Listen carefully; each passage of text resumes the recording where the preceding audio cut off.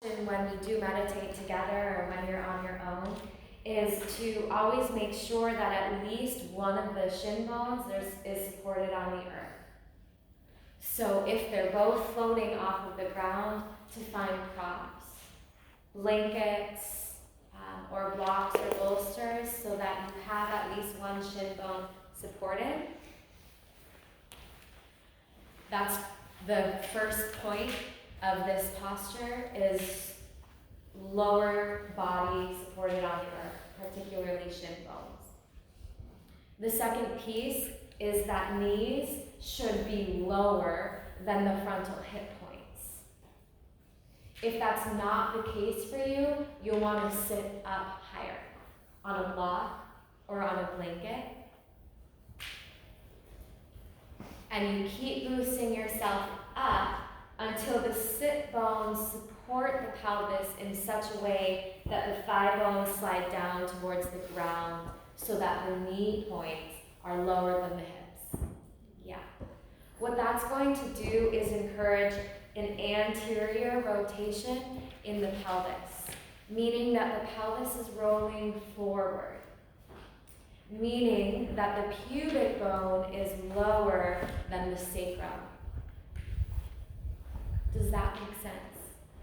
Mm-hmm. Pubic bone's lower than the sacrum. So I have a tilt now anteriorly in the pelvis, and I'm just going to show you for visuals here. Pubic bone, sacrum, base of spine, top of the pelvis. Do you see that these are in the same plane of existence here? This is a neutral pelvis.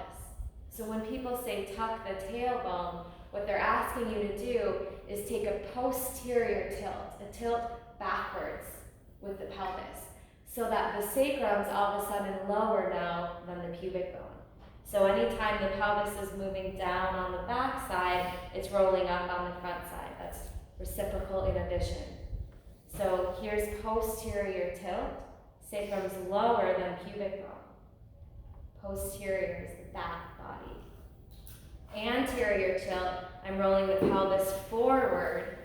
The tailbone lifts, the pubic bone drops. So now it's lower. So this is a forward tilt in the pelvis, and this is the orientation in the pelvis we want in a seated practice, however subtle, right? So we're not doing a big sway back in the lumbar spine, but we want enough of an anterior tilt in the pelvis that the belly opens. Because as we posterior tilt, there's a compression of the space between navel and pubic bone as the pubic bone lifts towards the navel. So as we tilt forward, this space opens up and I get wider here, and this is our interest point. This is center ground. So anterior tilt, it will also make breathing from the lower lobes of the lungs more accessible, rather than compressing here at the base of the ribs. So we've got shin bones, we've got knee to hip point, we've got the orientation of pubic bone to sacrum, and we've got the low belly. The rib cage and the shoulders should have the sense of floating. So we're not pressing them down and we're not lifting them up, but they're just wide and held. Shoulder girdles wide and held. And then there's the teaching of drawing the base of the skull, as I mentioned last night, back.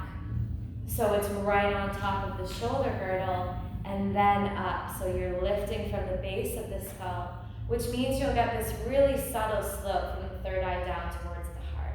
And that will slow down the front of the brain as well. So the brain waves start to slow as there's this gentle kind of gazing inwards towards heart and down to heart.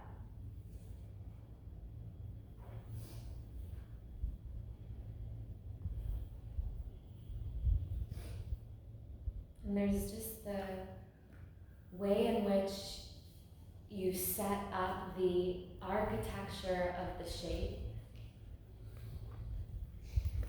in the correct way, and all of a sudden it's just so much easier to drop it.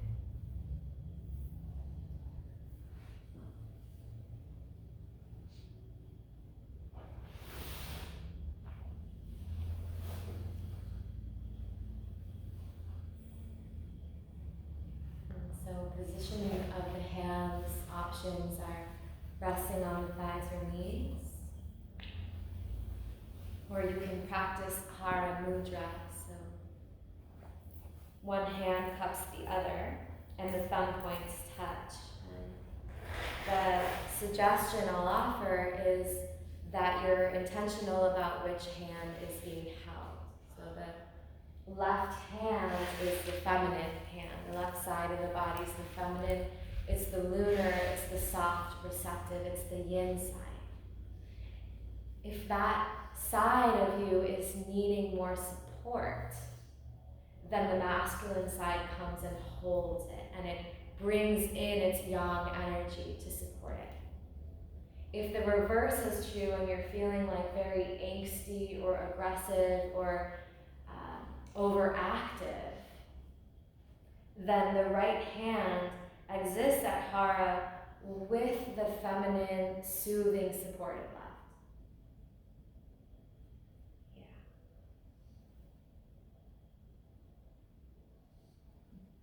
Sorry, I don't get that.